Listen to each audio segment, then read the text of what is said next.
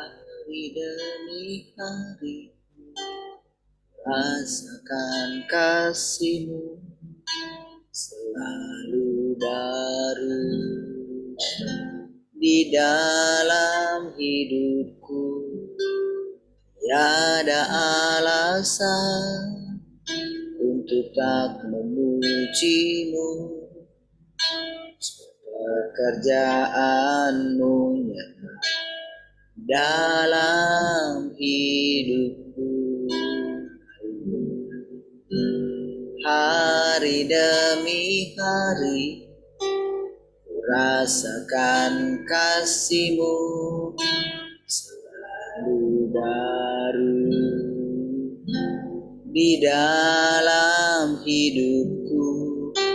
Tiada alasan untuk tak memuji-Mu. Pekerjaan-Mu dalam hidupku. Ku mau memuji-Mu, Allah yang kudus. Ku mau menyembah-Mu dengan segenap hati. Ku angkat tangan bersyukur buat pekerjaan-Mu. Engkau Allah yang berkuasa, Allah yang berdaulat penuh.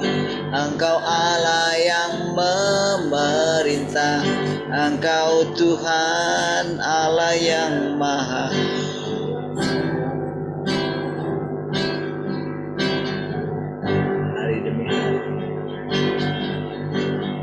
Hari demi hari ku rasakan kasih-Mu selalu baru di dalam hidupku. Tiada alasan untuk tak memuji-Mu.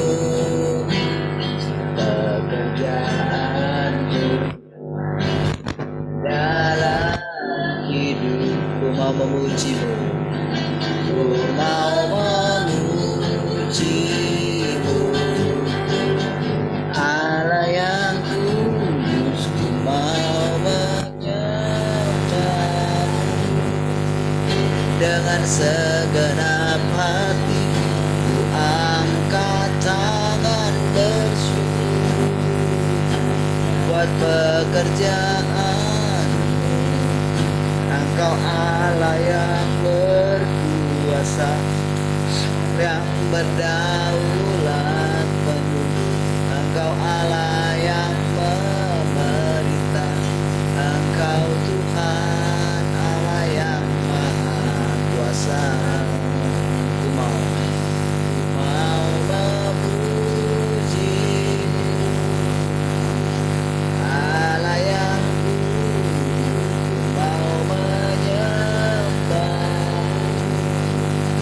dengan segenap hati.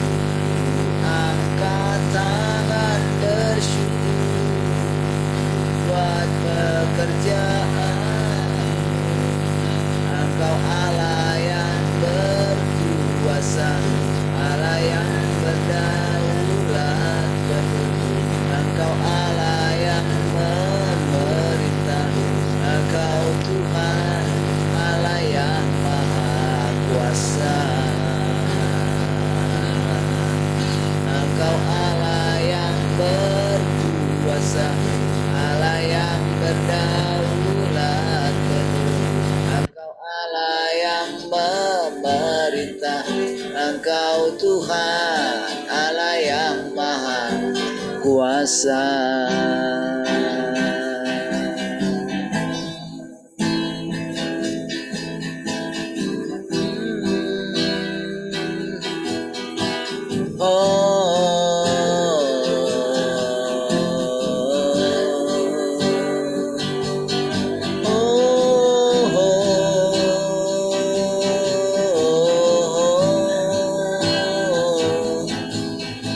Kau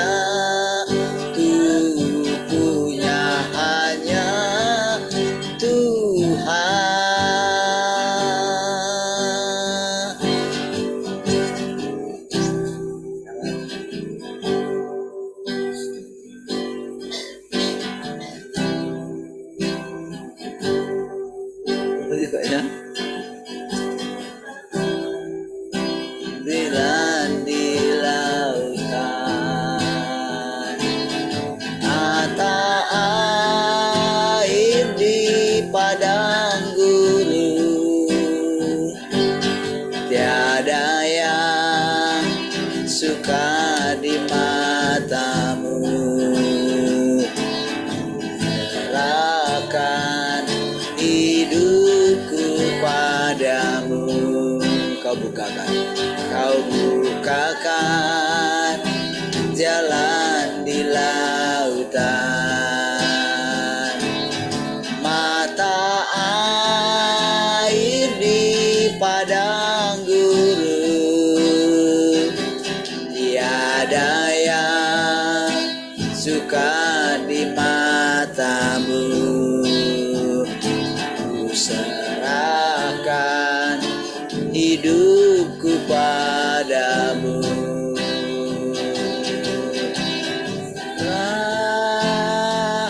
Ku berserah, Tuhan pegang seluruh hidupku. Ku berserah,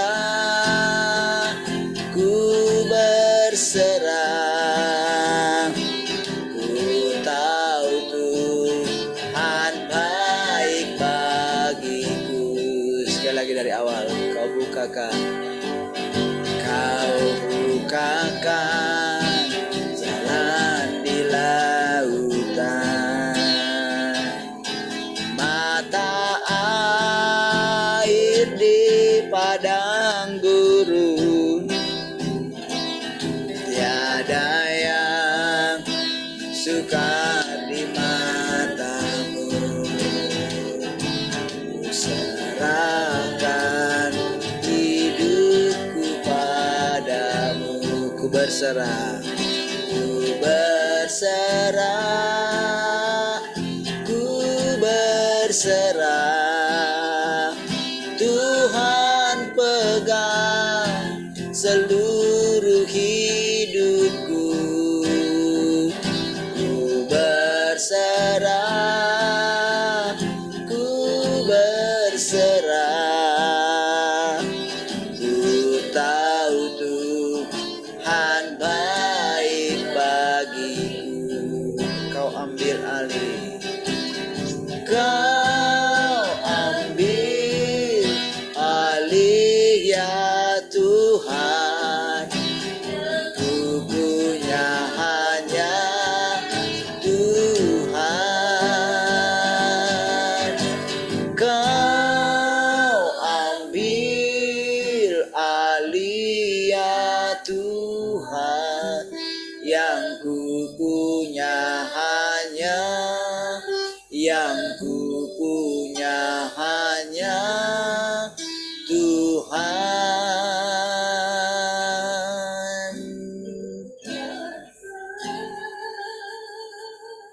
Ku berserah, Tuhan pegang seluruh hidupku. Ku berserah, ku berserah. Ku tahu Tuhan baik bagiku. Ku tahu Tuhan baik bagiku. Ku tahu Tuhan baik bagiku.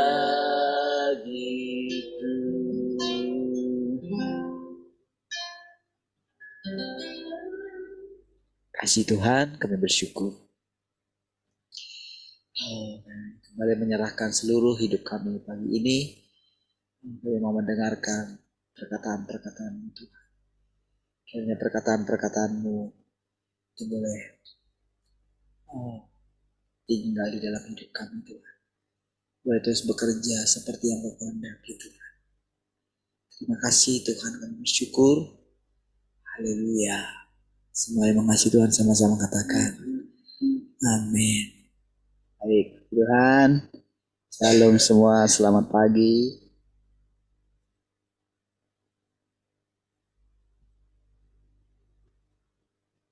Shalom, selamat pagi semuanya.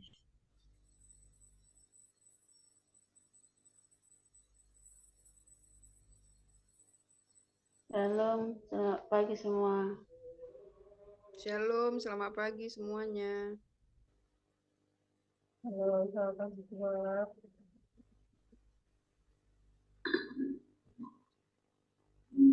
Iya.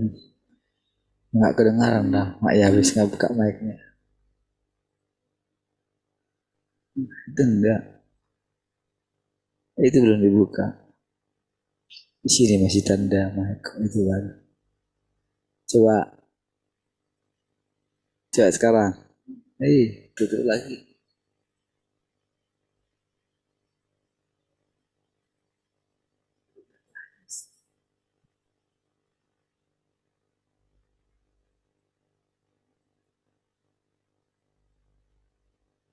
Oh.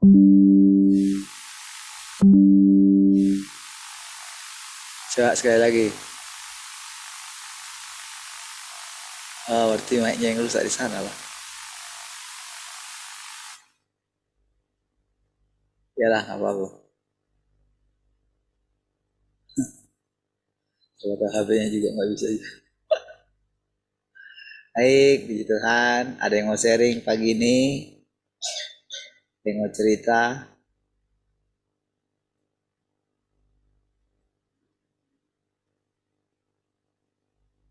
Silahkan.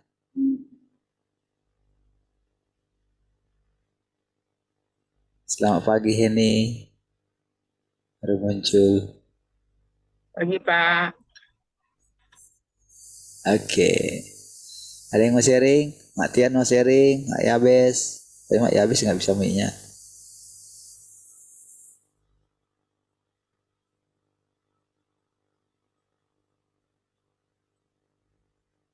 Mak Kesia?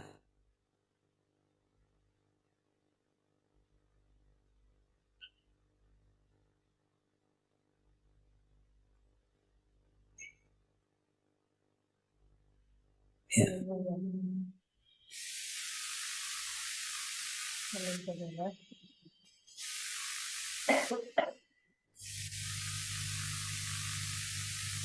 Kita bersyukur kita sampai hari ini masih boleh bersama-sama memuliakan nama Tuhan bagi kita. Kita percaya sepanjang perjalanan hidup kita, kita tidak lepas dari pengisiannya, tidak lepas dari pembentukan oleh Tuhan. Di sepanjang perjalanan hidup kita percaya dari hari lepas hari, kita akan terus mengalami pembentukan, mengalami pembersihan dalam seluruh kehidupan kita. Jadi, supaya apa yang menjadi tujuan Tuhan atas hidup kita itu tergenapi seperti yang diinginkan oleh Tuhan gitu ya. Kita percaya dengan apa yang kita pelajari, apa yang kita boleh bersama-sama dengar setiap hari, itu membuat kita semakin hari semakin teguh bahwa Tuhan itu benar-benar memilih hidup kita gitu ya. Dari sekian banyaknya orang yang mungkin dibilang notabene yang mengenal Tuhan, yang percaya kepada Tuhan gitu, kita boleh mendapat anugerah walaupun kita mungkin ya bisa dihitung dengan jari gitu ya. Tapi bagaimana kita boleh melihat pekerjaan Tuhan, tangan Tuhan itu sangat nyata di antara kita gitu ya. Ketika Tuhan melakukan pekerjaannya, kita percaya tidak ada seorang pun, tidak ada orang sehebat apapun, tidak ada pemerintahan apapun yang bisa menghalang-halangi pekerjaannya Tuhan. Sebab hanya rancangan Tuhan saja yang boleh terjadi, yang boleh tergenapi gitu ya. Kita percaya hari-hari ini pekerjaan Tuhan itu sangat-sangat nyata gitu ya, sangat-sangat nyata di antara kita, sangat nyata di sekeliling kita. Bagaimana apa yang Tuhan kerjakan itu benar-benar ketika kita mau tinggal di dalam Dia, ketika kita mau mendengar apa yang Tuhan katakan itu dengan kemurnian gitu ya, tanpa merasa nanti aku cepat, nanti aku ini gitu. Ketika kita benar-benar mau duduk saja mendengarkan gitu ya, ketika kita melakukan itu kita percaya kita sudah masuk di dalam pekerjaannya Tuhan itu ya. Kita sudah benar-benar merasakan apa yang sedang Tuhan kerjakan itu sangat-sangat nyata. Bahkan apa yang sedang terjadi di bangsa kita gitu ya. Kita percaya mau manusia merasakan apapun atas bangsa ini, kita percaya bahwa hanya Tuhan saja yang berkuasa dan bisa melihat atas bangsa kita.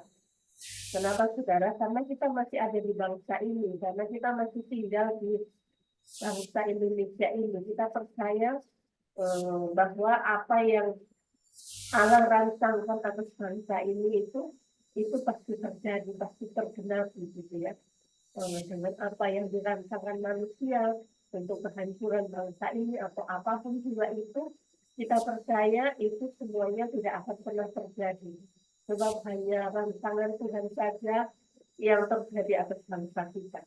Sebab masih banyak orang-orang yang berdiri untuk bangsa ini gitu ya. Masih banyak orang-orang yang dengan tulus mengasihi bangsa ini, dengan tulus membela bangsa ini di hadapan Tuhan. Dan kita percaya bangsa ini terbentuk itu karena anugerah Tuhan, karena kemurahan Tuhan. Bangsa ini boleh mengalami kemerdekaan, bangsa ini boleh mengalami berkat-berkat yang luar biasa itu kan karena Tuhan gitu ya. Bahkan kalau kita mengingat bagaimana bangsa ini boleh merdeka, bangsa ini boleh ada, itu banyak orang-orang yang percaya kepada Tuhan, banyak orang-orang yang mengasihi Tuhan gitu ya. Di zaman itu bagaimana orang-orang saya percaya mengandalkan Tuhan, ya, mengandalkan Tuhan bagaimana untuk keselamatan bangsa ini. Kita percaya hanya ya banyak hal yang harus dilewati, tapi kita percaya hanya rancangan Tuhan yang boleh terjadi. Apa yang dikatakan manusia jahat bisa dibalik oleh Tuhan menjadi kebaikan atas bangsa ini. Kita percaya apa yang terjadi atas bangsa kita, apa yang terjadi di sekeliling kita itu menyatakan benar-benar Tuhan sedang bekerja atas bangsa ini, atas gerejanya, atas semua orang yang percaya kepada Tuhan itu ya. Orang yang berkata percaya kepada Tuhan. Kita percaya ketika kita tinggal di dalam Tuhan, kita boleh melihat hal itu gitu ya. Kalau yang nggak mau hidup di hadapan Tuhan, nggak mau tinggal dalam Tuhan, nggak mau tinggal dengan Tuhan, kita pasti akan mendengar bagaimana saling menyalahkan, saling apa gitu ya. Tapi ketika kita dengan tulus, dengan murni hidup di hati Tuhan, bagaimana kita boleh melihat Tuhan itu sangat nyata gitu ya. Tuhan sangat pekerjaannya itu sangat bisa dilihat gitu, di antara kita gitu ya. Seperti kemarin dikatakan bagaimana pekerjaan Tuhan. Ketika pekerjaan Tuhan itu tidak sesuai dengan Alkitab kan banyak orang yang menolaknya. Karena kita sudah belajar bersama-sama, pekerjaan Tuhan sekarang ini kan nggak seperti pekerjaan Tuhan zaman-zaman masa lalu gitu ya.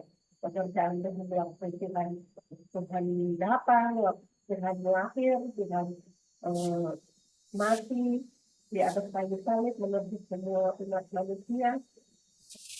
Dengan pekerjaannya sekarang ini sangat berbeda gitu ya. Kita percaya apa yang Tuhan katakan itu ya dan amin, dan akan Tuhan kerjakan sesuai dengan waktu yang sudah Tuhan tetapkan gitu ya. Kita percaya bahwa yang kita dapati gitu ya, banyak orang yang bilang percaya kepada Tuhan, banyak orang yang percaya kepada Yesus itu berkata bahwa kalau nggak sesuai dengan Alkitab itu tetap saya nggak sesuai dengan ayat-ayat ini apa gitu. nggak sesuai dengan firman Tuhan gitu ya.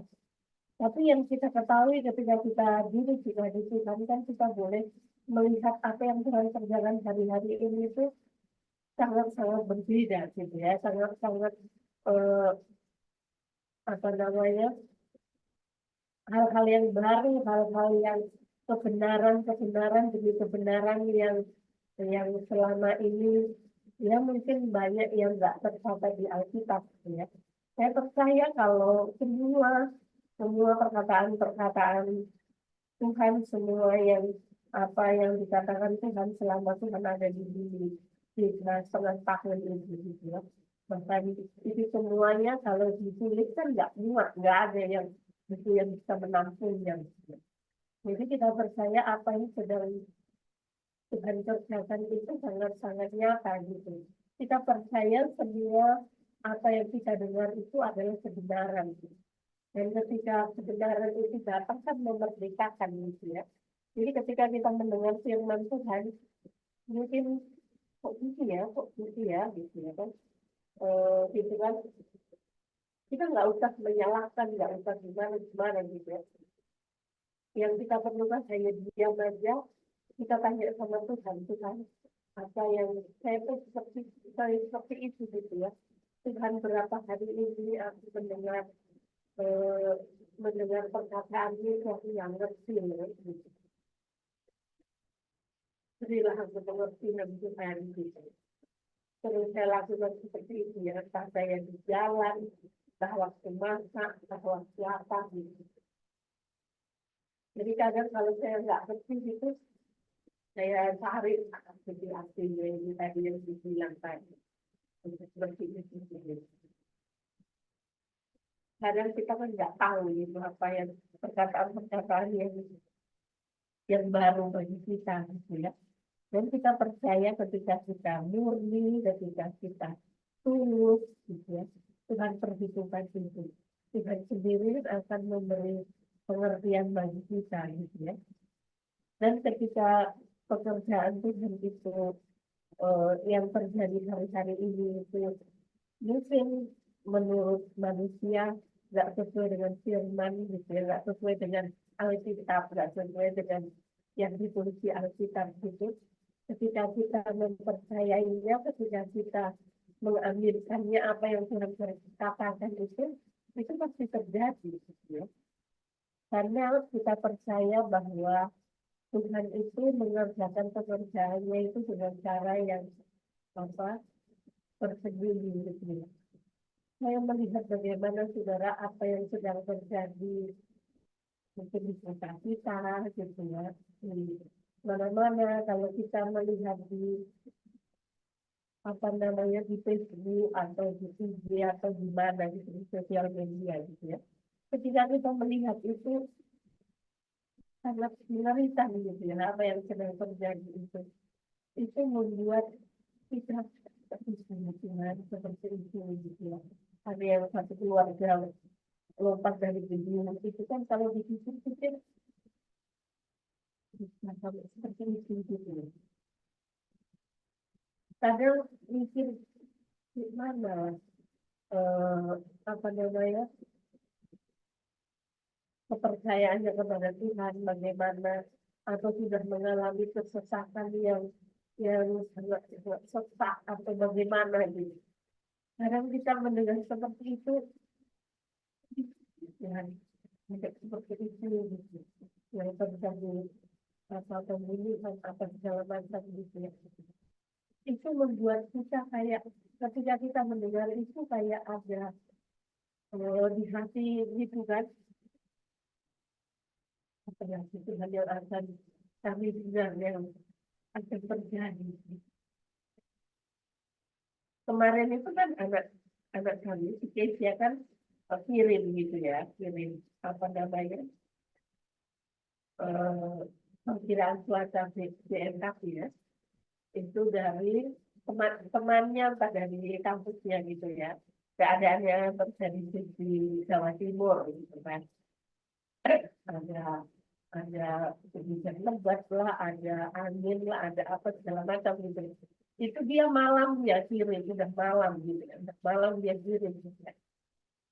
Saya bilang gitu, nggak usah takut. Dia bilang nggak usah takut, nggak usah takut. Dia bilang Tuhan bersama dengan kita, Tuhan bersama dengan kita, perlindungan Tuhan itu yang akan sempurna bagi kita, nak. Dia bilang gitu. Ya. Kemudian jangan dia jebol-jebol gitu kan. Pagi-paginya, pagi-paginya pas dia mau berangkat ke kampus gitu. Yang biasanya dia ke kampus kan jalannya dia ngambil jalan pintas gitu. Ada jalan di belakang dia apa namanya jurusan peternakan itu ada pintu gerbang gitu ya. Ada pintu gerbang misalnya untuk orang yang jalan kaki gitu. Biasanya kita lewat situ lah. Gitu.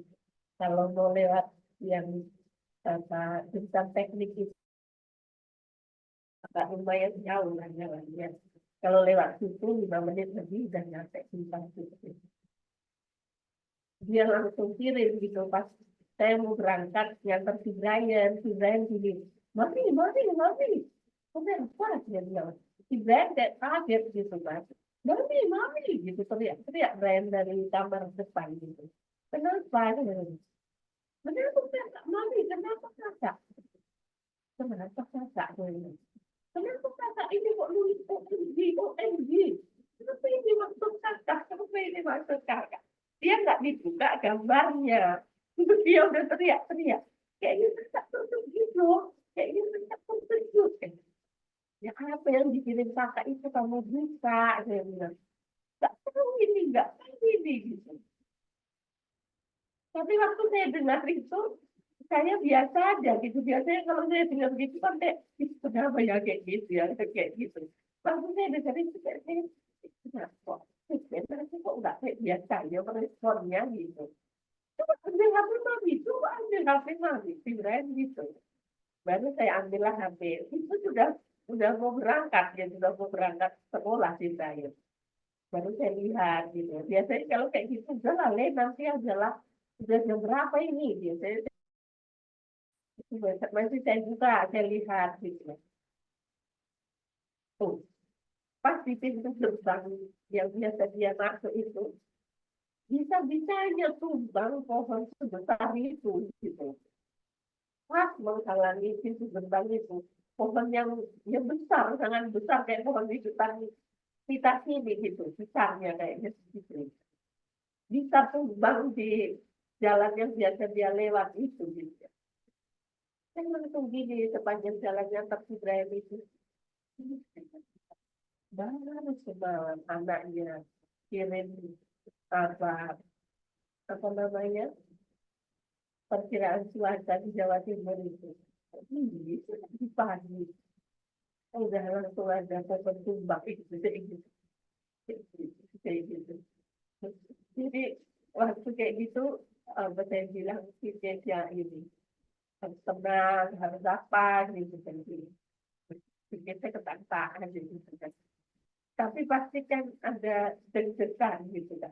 Pastikan dengan suasana kayak gini gitu. Ada rasa ya was-was lah gitu kan, namanya anak jauh dari orang tua gitu kan. Baru di papinya sedikit ketawa lagi. Itu kan mak kata papinya gitu kan. Baru dijawab dia. Tapi biasa kata orang sini, memang kalau habis hujan lebat kayak gitu, habis hujan anginnya kencang kali gitu kan. Berarti dia kan dengan kejadian itu mungkin dengan orang ngomong tanya-tanya gitu kan. Jadi kita percaya bahwa mau dimanapun anak-anak kita gitu ya, mau dimanapun mau dia merasa sendirian di sana gitu, ketika mendengar kabar-kabar yang mungkin menakutkan, yang kabar-kabar yang membuat khawatir, membuat was-was gitu ya, ketika kita bilang tenang, Tuhan bersama dengan kita, penyertaan perlindungan Tuhan sempurna gitu. Kita percaya anak-anak kita mempercaya apa yang kita katakan gitu ya. Mempercayai apa yang kita ketik di WA, apa yang terucap dari mulut kita ketika kita telepon.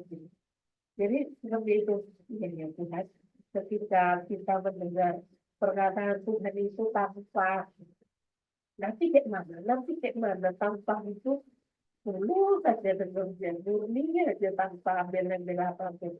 Tuhan sendiri yang memberi kita pengertian, Tuhan sendiri yang memberi hikmat kasih kita gitu.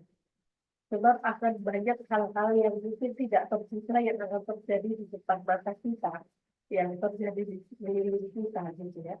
Kita percaya dengan kesetiaan kita bersama-sama, menanti-nantikan Tuhan setiap hari, hidup kita di Tuhan setiap hari dengan tulus dan murni, itu akan membuat kita apapun yang terjadi di depan, apapun yang akan Tuhan kerjakan di depan pekerjaannya Tuhan yang lebih besar lagi apa yang akan dia kerjakan, itu membuat kita semakin terbuka bahwa benar Tuhan itu ada di antara kita, bahwa benar Tuhan itu menyatakan dirinya, menampakkan dirinya dimanapun dan kepada siapapun, dengan tujuan supaya semua yang mempercayai Tuhan, semua yang mempercayai firman Tuhan itu mengalami keselamatan di dalam Tuhan.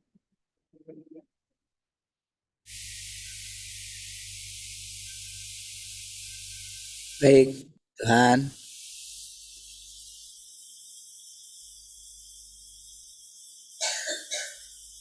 Oke. Ya. Nah, saudara, salah satu hal yang kita bisa alami gitu ya ketika kita benar-benar memberikan hati kita ya, memberikan perhatian kita kepada firman Tuhan gitu ya, maka tanpa kita sadari gitu,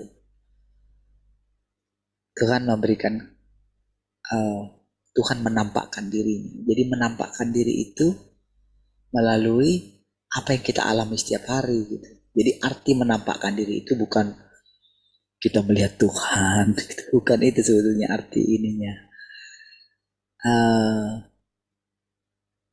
Arti sesungguhnya itu adalah kita itu boleh merasakan ketenangan gitu, boleh merasakan damai sejahtera, boleh mempunyai pengharapan yang tidak habis-habisnya, boleh merasakan hidup.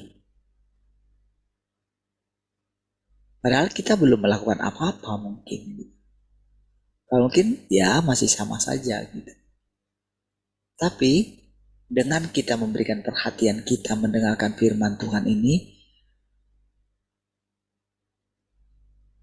kalau kita mau memberikan perhatian ya setiap hari, seperti dikatakan tadi sama istri saya, bagaimana bertanya gitu kan, Tuhan aku nggak ngerti gitu, aku nggak ngerti loh gitu. Nah ya berikan aku pengertian. Maka saya kan nggak bisa menerangkan apa yang saudara tidak mengerti, karena menurut standar saudara soalnya gitu. Jadi kadang saya pikir saudara sudah mengerti, tapi ternyata kan tidak gitu. Nah disitulah saudara tinggal datang saja sama Tuhan gitu. Kan ada Roh Kudus gitu. Roh Kudus di dalam kita itu tetap sama gitu. Jangan karena kita pikirnya karena kita mendengarkan firman yang baru lalu yang kemarin itu salah, bukan. Jadi saudara mesti benar-benar menenangkan hati saudara sampai pada akhirnya ketika orang menanyakan iman saudara sekarang ini gitu ya, maka Roh Kudus yang di dalam saudara itu yang akan bicara juga. Jadi kita itu di backup loh sama firman itu maksudnya. Disitulah kita sadari kalau Tuhan itu nyata gitu. Oh ini artinya Tuhan. Tuhan engkau menampakkan diri. Jadi itu lebih nyata daripada kita itu mencoba mengimajinasikan Tuhan gitu. Jadi misalnya ketika dulu saya bilang kayak gini, buatlah sesuatu supaya saya nggak bosan lah gitu. Saya ingat sekali itu, saudara. Ketika saya bosan rasanya, habis dari kamar ke depan keluar gitu, bolak-balik gitu. Tidur sudah kebanyakan tidur gitu, nggak tidur ngos-ngosan, ya terlalu banyak gerak sudah seperti itu gitu ya. Berbagai macam lah gitu maksudnya itu. Makan kurang makan batu, kebanyakan makan badan lemah gitu-gitu ya. Capek lah. Gitu. Jadi awalnya kan saya renungkan gitu.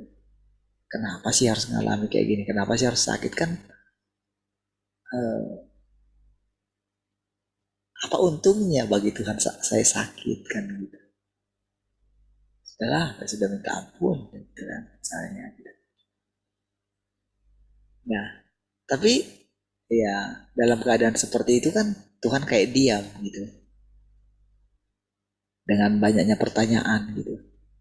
Tapi ketika saya lagi ini saudara, saya katakan Tuhan buatlah sesuatu yang supaya saya nggak bosan lagi.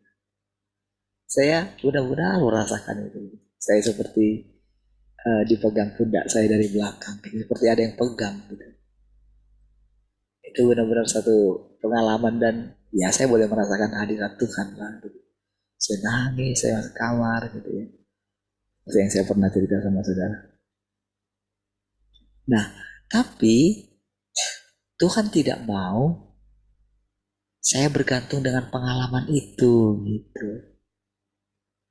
Nggak boleh. Jadi selama ini saudara banyak orang atau hamba Tuhan itu bergantung kepada pengalamannya.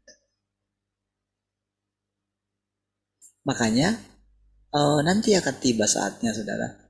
Orang yang selalu mengandalkan pengalamannya tidak sadar kalau pekerjaan Tuhan sudah berubah dalam dirinya gitu. Tapi dia masih tetap mengandalkan seperti itu. Seperti yang saya katakan gitu kan. Tuhan membiarkan saya dalam keadaan bosan seperti itu. Ya kan? Dalam keadaan gimana lah coba kita itu mau ngapa-ngapain? Nggak tahu ya. Ya kayak gitu aja gitu keadaannya gitu.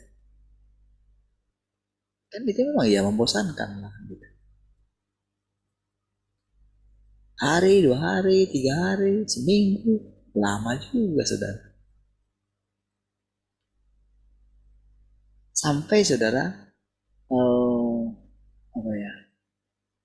Ya sudah melakukan semua lah, sudah didoakan sama guru kita juga gitu kan. Dimana untuk telepon beliau dia nggak punya nomor itu kan, simpati gitu kan. Saya harus beli dulu nomor mentari karena nomornya dulu mentari gitu kan. Ya slow aja gitu. Ya kan slow aja gitu. Susah ya carinya. Gak mau punya, gak ada punya nomor simpati ya gitu, Telkomsel ya gitu. Saya ingat harus beli kartu Untari supaya bisa telepon ini. Ya udah didoakan sudah ini. Tapi tetap seperti itu gitu. Tua lama gitu kan. Nah, apa Tuhan tidak tahu keadaan itu? Tuhan tahu tentunya kan. Tapi kenapa kok kita dibiarkan?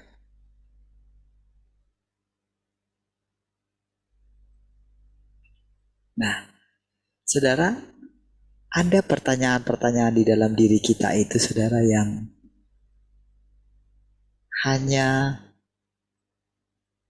Roh Kudus atau hanya Tuhan yang bisa menjawabnya. Gitu. Saya nggak bisa memberikan jawaban yang pas bagi saudara. Ya, kecuali kalau Tuhan itu ingin menjawabnya melalui mulut saya, gitu. Nah, jadi sebetulnya seperti itulah yang kita alami setiap hari. Gitu. diam-diam saudara kita itu mengalami sesuatu yang kalau kita mau analisa gitu ya, apa yang kita alami, itu kita terkagum-kagum gitu.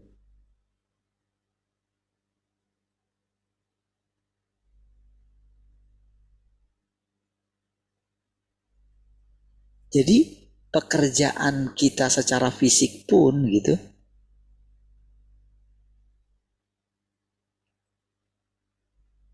pekerjaan kita secara fisik pun tanpa kita sadari ada keterlibatan Tuhan di dalamnya gitu. Hubungan kita dengan yang lain, dengan dunia ini, ada keterlibatan. Ini kalau kita saudara perhatikan, kan kalau saya cerita itu, tentu kan saudara punya pengalaman. Di sini kita itu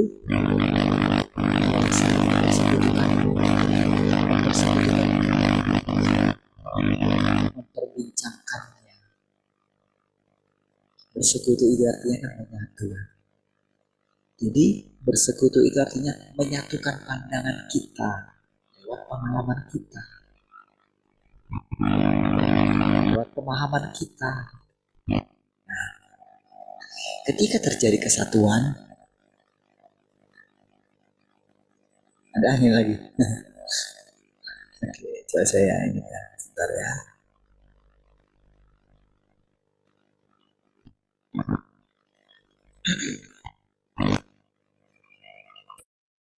Sekarang nggak ada lagi kan? Masih ada kan? Masih ada anginnya? Nggak lagi? Nggak ya? Harus tegas jawabnya. Karena kayak ngelek. Ada. Oke. Baik. Nah, jadi saudara, ketika kita kita nggak bisa memaksakan sesuatu. Ada.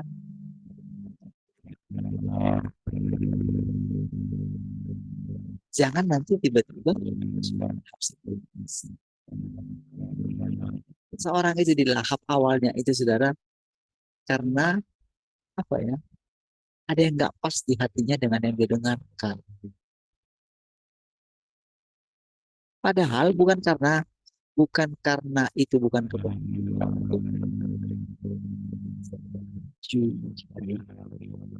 Masih ada hal yang lain lebih utama dari dalam dirinya. Itu yang dia tidak mau lepaskan itu. Masih banyak kekhawatiran.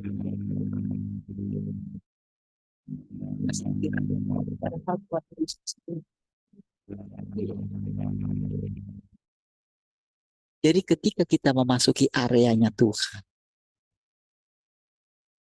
area Tuhan itu apa, saudara? Areanya Tuhan itu kita mendengarkan firman-Nya. Jadi di area Tuhan itu, kalau boleh dikatakan itu sorga. Di sorga tidak ada kekacauan. Di sorga itu tidak ada kekhawatiran, ketakutan, nggak ada. Kebingungan tidak ada di sana. Maka berusahalah masuk ke area itu. Apa itu? Fokus saja. Gitu. Dengerin gitu. Waktu nggak ngerti, jangan jangan jadi ini saudara. Jangan berhenti, jangan jadi pasif gitu. Berdoalah, gitu. Ngomonglah sama Tuhan. Gitu. Jadi bagaimanapun keadaan seseorang, bagaimanapun keadaan kita, gitu, entah gimana pun kita, bayangkan iblis saja diladeni sama Tuhan. Kita kan bukan iblis. Kita kan hanya dipengaruhi atau dirusak oleh iblis. Kita bukan iblis.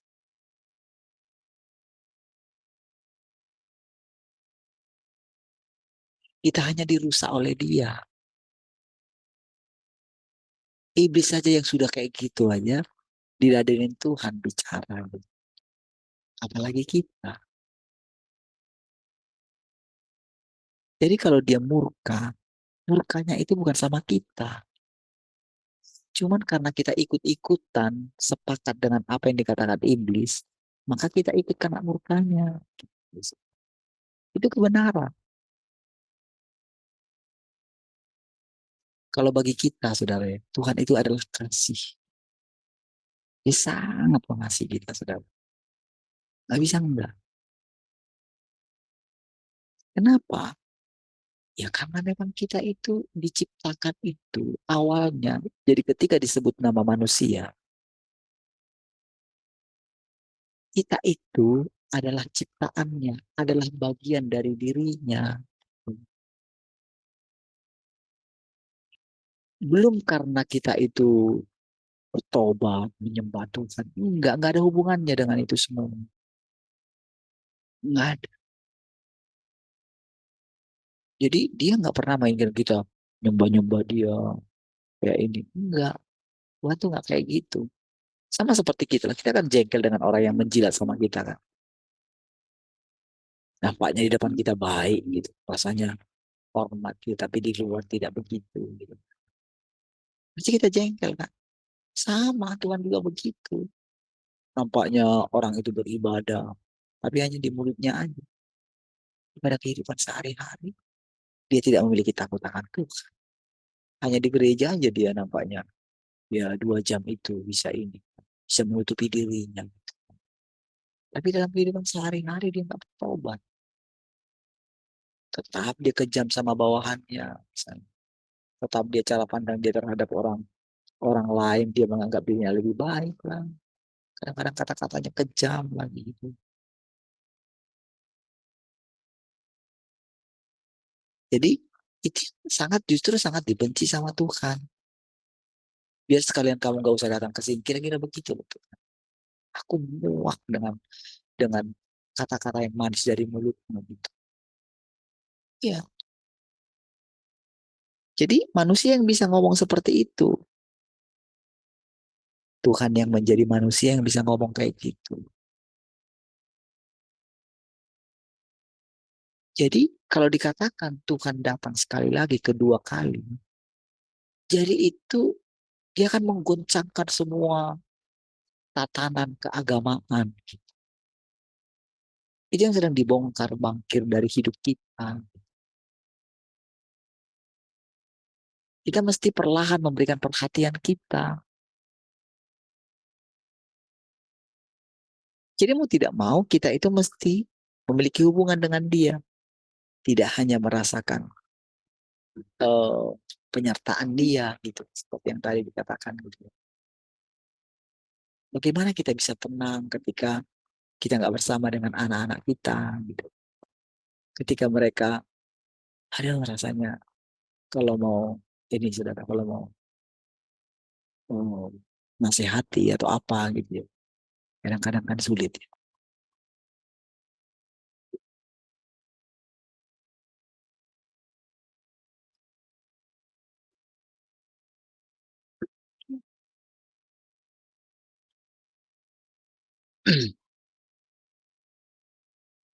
Jadi ketika kita melihat semua itu saudara, rasanya kan kita ingin udah bereskan lah ini dulu gitu. Baru kita datang sama Tuhan. Malah terbalik. Justru kita mesti bisa melupakan semua yang lain gitu. Baru kita datang sama Tuhan gitu loh. Nah setelah itulah barulah kita melihat pekerjaan Tuhan membereskan semua secara perlahan. Disitulah kita harus belajar. Jangan paksa Tuhan.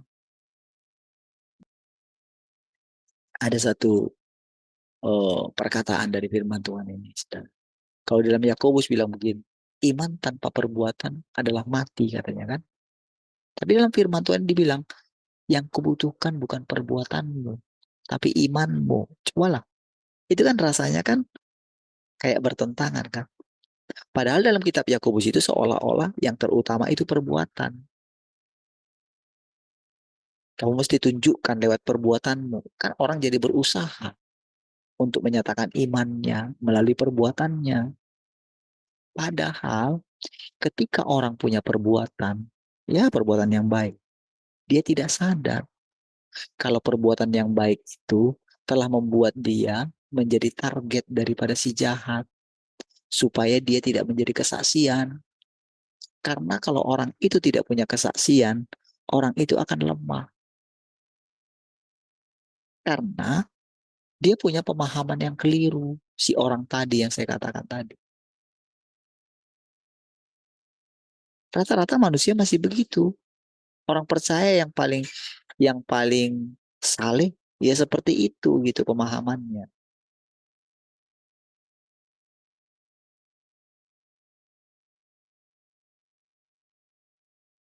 Ketika si pemuda yang kaya itu kan datang kan, perbuatan apa yang kulakukan gitu, supaya aku memperoleh hidup yang kekal, apalagi yang mau kulakukan, kan itu. Oh lakukan ini, oh sudah semua. Jadi rasanya itu saudara, semua eh, firman Tuhan atau Taurat Tuhan dia sudah lakukan dengan tepat. Mempersembahkan korban mungkin, mengasihi orang miskin mungkin, mengasihi orang tua mungkin, memberikan perpuluhan mungkin, persembahan khusus, semua sudah dilakukan dia. Dia tidak tinggi hati mungkin. Hebat sekali kamu ini. Kan Tuhan pasti tahu kan ketulusan hatinya orang itu kan. Apalagi Tuhan, itu sudah kulakukan sejak muda kan. Bayangin.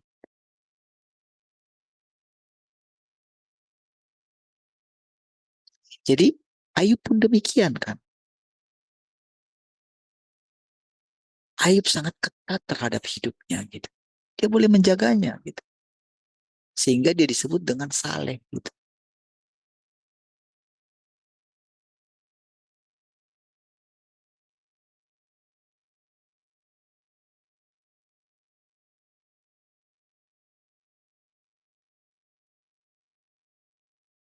Nah, jadi ketika Tuhan datang kepada dia gitu, dia kan berusaha mempertahankan kebenarannya kan.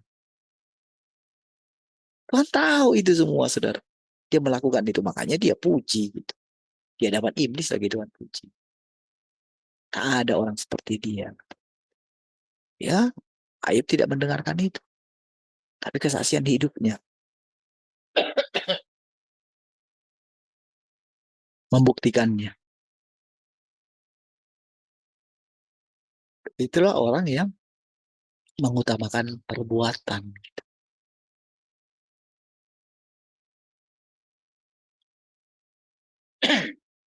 Nah, jadi kalau saya renungkan gitu dalam hidup saya begitu, iya ya, saya juga begitu dulu. Jadi saya akan buktikan sama orang kira-kira kayak gitu.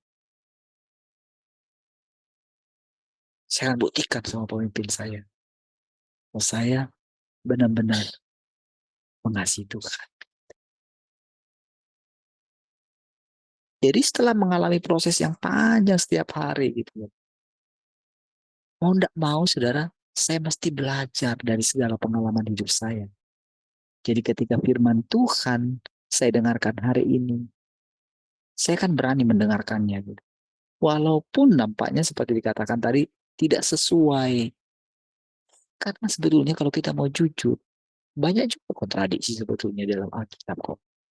Gak usah dengan yang kita sekarang ini. Banyaklah kontradiksi. Kenapalah Abraham mempersembahkan anaknya? Ya kan? Tuhan yang suruh lagi.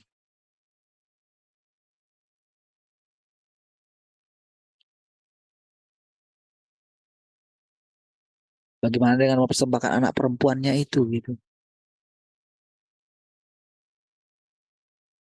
Bagaimana dengan Yehuda yang boleh dikatakan keturunan yang ini melahirkan Daud gitu? Coba lihat bagaimana hidupnya Yehuda itu. Dia tidak bisa menjaga hasratnya kan? Kalau dia harus mencari perempuan pelacur, bisa-bisanya menantunya. Coba lah.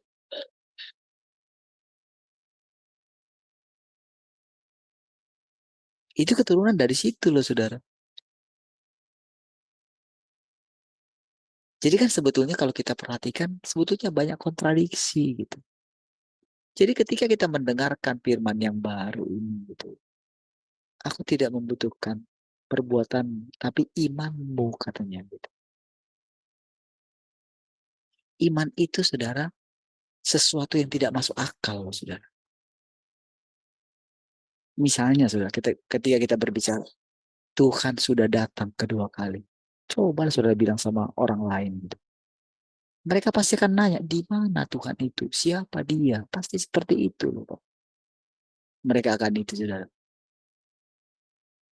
Hati-hati loh kamu disesatkan. Nanti akan ada, Tuhan Yesus pernah bilang, akan muncul Mesias palsu gitu. Bayangkan, kedatangan Tuhan yang kedua kali, justru itu dimentahkan oleh perkataan Tuhan Yesus sendiri yang mereka percayai. Tapi apakah seperti itu? Kan tidak. Tuhan Yesus kan tidak memasukkan seperti itu kan. Justru Tuhan kasih kisi-kisinya.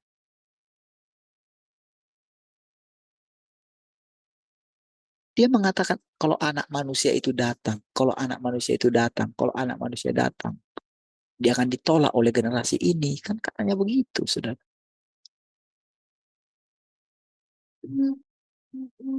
Tapi semua yang datang langsung dicap sesat sama orang-orang. Tapi anehnya mereka terus menantikan kedatangan Tuhan. Lucu kan? Benar-benar konsep sudah salah kan? Jadi dengan kita itu bisa menerima kebenaran karena kita duduk. Kalau Tuhan sudah datang, lihat apa yang terjadi dalam dirimu. Apakah imanmu masih sama dengan orang-orang itu? Tidak. Karena engkau tidak bimbang lagi. Engkau tidak menantikan, tidak tidak menganggap Tuhan itu tidak ada lagi. Tapi dengan engkau mempercayai Tuhan sudah datang, maka kedatangan Tuhan itu menjadi nyata dalam pengalamanmu setiap hari. Itu loh maksudnya. Apa buktinya kalau engkau telah mengalami kedatangan Tuhan? Lihatlah ketenanganmu. Iya kan? Lihatlah bagaimana engkau semangat hidup. Lihatlah bagaimana engkau mulai teratur, menangani hidupmu. Lihat yang tadi dikatakan itu, satu keluarga melompat. Bayangin, saudara. Kan itu kan di luar nalar semua, saudara. Masa dibawa anaknya dua orang, saudara, diikat sama-sama. Kan itu istilahnya yang punya masalah kan bukan anaknya loh. Dua orang itu kan suami istri kan. Mungkin kan kedua anaknya itu kan dipaksa gitu. Kamu mau kalian tinggal sendirian nanti.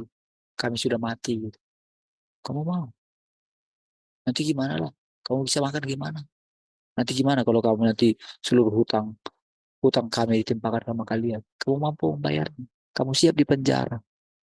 Kan pasti ada mungkin propaganda-propaganda seperti itu.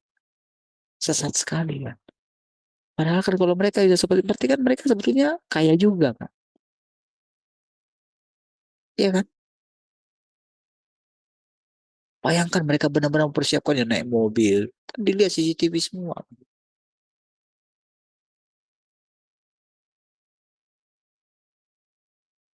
Itu baru itu. Belum lagi yang kemarin itu kan. Dalam satu rumah itu. Sebelum itu kan sudah ada kejadian juga. Tapi yang paling mungkin terbaru yang ini gitu. Itu kan satu keadaan yang gimana ya? Ketiadaan Tuhan kan. Mungkin mereka ya jangan-jangan orang Kristen juga gitu kan.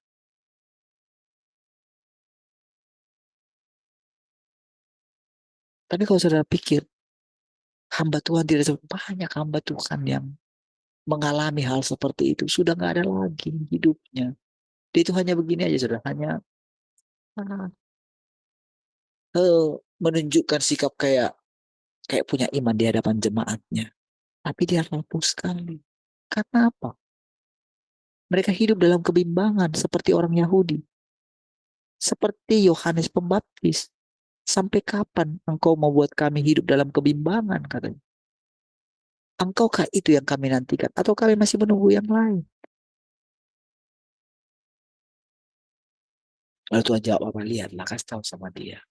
Orang lumpuh berjalan, orang buta melihat, orang mati dibangkitkan. Jangan pedulikan tentang siapa dia. Jangan karena kamu lihat sosok kayak gini. Tuhan Yesus ngomong kayak gitu karena dia itu nggak diterima gitu. Karena kami tahu siapa orang tuamu. Kami tahu siapa saudaramu. Gitu. Jadi mereka melihat rupa. Makanya Tuhan bilang, lihat tanda-tandanya itu. Sama dengan sekarang. Coba apa yang kamu alami? Ketika sekarang dikatakan Tuhan sudah datang kedua kali. Cobalah. Betapa tenangnya hidupmu kan. Betapa surga itu gak membingungkan lagi bagimu. Betapa Roh Kudus itu sangat nyata kan. Membimbingmu kan. Menasehatimu kan.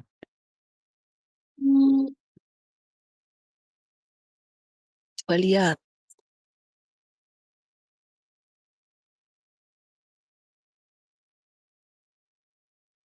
Betapa nyatanya dia. Betapa engkau tidak takut lagi kan dengan keadaan ini. Betapa engkau tidak perlu lagi mengkhawatirkan apa dikatakan orang tentang imanmu. Gitu. Kan? Engkau nggak takut kan? Kenapa? Karena engkau kan benar-benar merasakan kehadiranku nyata. Nah, saya bisa mengatakan semua itu tentu kan karena saya mengalami kan.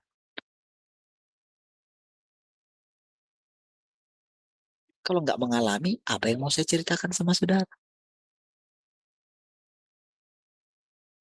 Kalau saya tidak merasakan bagaimana Tuhan, apa yang saya bisa ceritakan sama saudara? Baik, kita ada 2 halaman ya. Sebentar.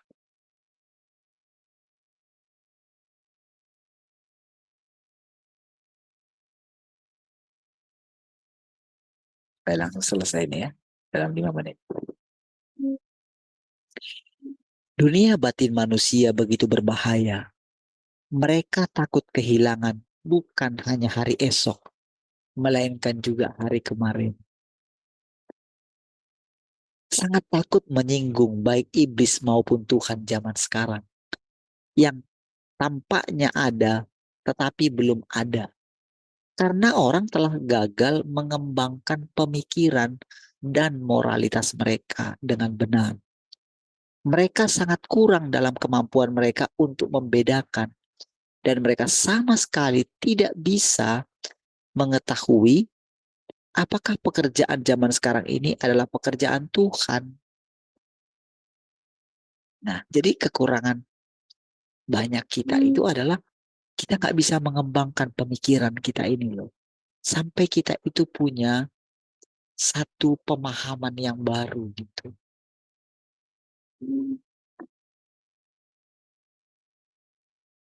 Jadi dengan sekarang kita mendengarkan firman Tuhan, kita itu bukan hanya mendengarkan informasi. Sama seperti orang ketika mendengarkan khotbah tiap hari Minggu gitu. Habis itu pulang gitu. Dan memang saudara kalau saya perhatikan itu memang kualitas daripada apa yang disampaikan memang gak ada isinya lagi gitu. Tapi dengan firman Tuhan sekarang itu kayak ini loh, kayak membuat, kayak menstimulasi otak kita, pikiran kita gitu. Sehingga kesadaran kita itu bangkit. Disitulah baru kita akan mengalami Tuhan. Jadi lihat, dunia batin manusia begitu berbahaya. Makanya seperti yang tadi sudah saya katakan ini. Jadi begitu dia salah di situ, bayangkan mengambil keputusan bersama. Apa coba yang merasuki mereka sehingga mereka dengan tenang bisa melompat gitu. Aja anak lagi. Itu anaknya remaja itu sudah. Kalau nggak salah 15 sama 13.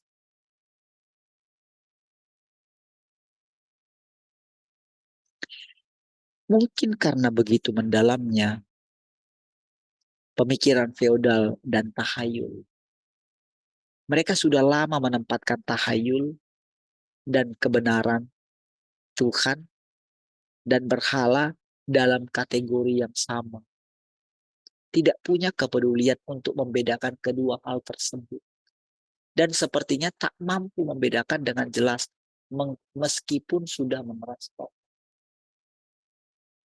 Itu tadi sudah tidak pernah digunakan otaknya. Karena otaknya sudah capek memikirkan masalah. Jadi otak kita ini sudah dipusingkan untuk memikirkan masalah kita setiap hari. Gitu. Di situ permasalahan. Sehingga ketika Tuhan bawa kita, ayo nih, duduk ambil nih. Ini penting bagi kamu, walaupun kamu cuma duduk. Makanya kalau ada hal-hal yang perlu diberesin sebelum jam itu gitu. Beresin kian dulu gitu. Supaya jangan kehilangan fokus gitu. Dari situlah keselamatanmu. Dari ketika pikiranmu itu tenang gitu. Karena sebetulnya memang kita itu dirancangkan berkuasa atas segala sesuatu. Iblis nggak boleh merusak kita harusnya. Nggak boleh mengacaukan kita harusnya. Kalau pemikiran kita itu cerdas. Jadi kebanyakan orang itu saudara yang dirusak itu dia tidak bisa berpikiran jernih. Nggak bisa dengan tenang menghadapi segala sesuatu. Entah apa juga yang dikhawatirkannya nggak masuk akal juga. Jadi kira-kira seperti itulah saya sering kalau misalnya bicara sama orang.